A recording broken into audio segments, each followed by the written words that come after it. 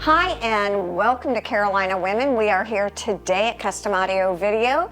We have our guest host, Cathy Ulmer, that's one word, from Ulmer's Pharmacy here as a guest host. Of course, Erin's here, it's great to see you. My friend Lindsay Ford is here today. It's the holiday season and a lot of us are worried about how we survive the season with our food choices.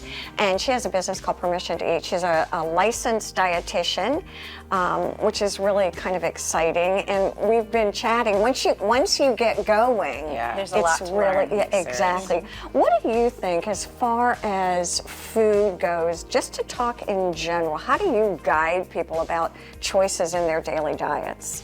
I would say a big thing is looking at somebody's past, somebody's history, seeing what's already pre-existing health-wise, but also just the beliefs around food, the philosophy around food, which can be influenced by so many different things. Give us an example of that. Do you have a belief around food? I believe I should eat as little as possible. Yeah. Is that true? I don't know, but that's what I believe. You know, like I'm always like small portions, eat small portions, but I also just feel like as a pharmacist, I don't get time to eat either, so I tend to just eat a granola bar and move on with my day, so I don't get lunch. Well, and you're vegetarian. So you've got a kind of a different mindset on food. Yeah, I mean, I stay away from certain foods for sure. Do you? Yeah. So it's looking at all of those things, somebody's lifestyle, so lifestyle, beliefs, philosophies, upbringing, all of it.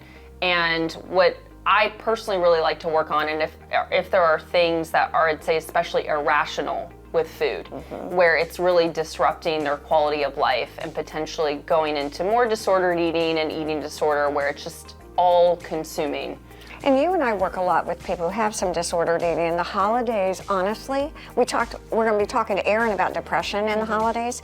Some people are just so worried about the holidays and food. What can I eat? My gosh, what am I going to do? People are going to be making cookies and fudge, and how do I manage it? What do I do? And blah, blah, blah, blah. And all at once, it just, boom, the lid goes off. Yeah, there's a lot of triggering situations around this time of year. So thinking about having a little bit of a game plan, relying on support systems, especially if there's a lot of anxiety or fear around those environments. And what about the role stress plays? Because I know, like for me, I don't eat when I'm stressed, but some people eat a lot when they're stressed. Right, correct? so it goes completely both ways. Yeah. So I think being, one, aware of that, I think is really important. How is that working for us?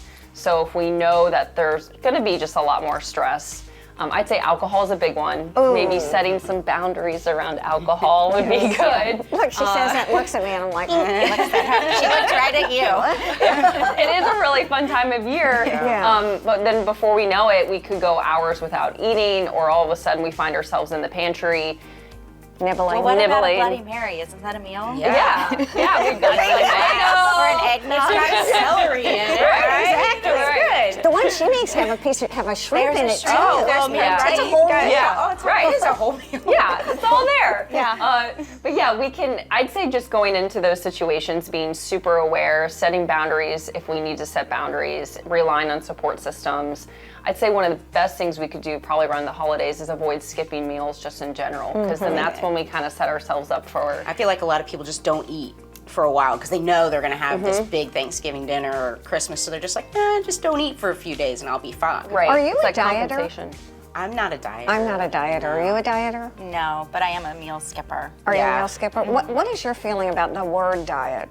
I think if we looked at it from its literal terminology, which is what we consume day to day, You're fine. great. Okay. I'd say our culture looks at it differently, where it's more restriction, deprivation, or I'm following a certain protocol with certain guidelines, which can sometimes have negative connotation. For most people, can you put together, I don't want to call it a meal plan or a food, what do you even call it? Just a lifestyle? Yeah, so thinking about a nutrition plan in conjunction with a meal plan. So nutrition plan really looking at the nitty-gritty around how much energy somebody needs, breaking down maybe protein, carbs, fat, food groups. Okay. Something that I really like to think about is we do need our fruits and vegetables and all of those things, so how can we work that in? But then, all right, here's this baseline, but then how do I do it?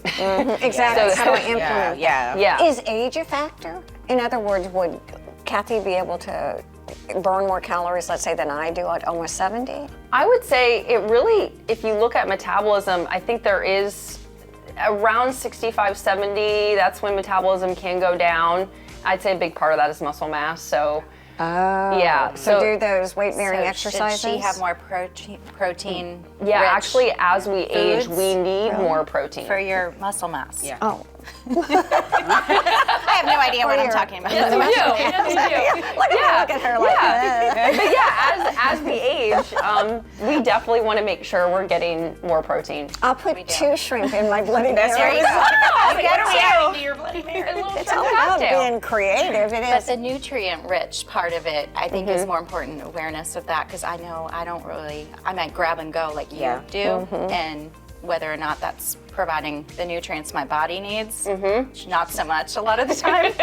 You know, it's always fun when we get started on these open discussions and topics. I think it's super interesting. You have to come back and talk to us some more about food, because I think it's something that we all want to know more is, about. yeah. Kinda. Coming in We do. Yeah, we really And thinking about do. how we feel. Exactly. Yeah. Thank you. Stay with us. There's more to come here on Carolina Women.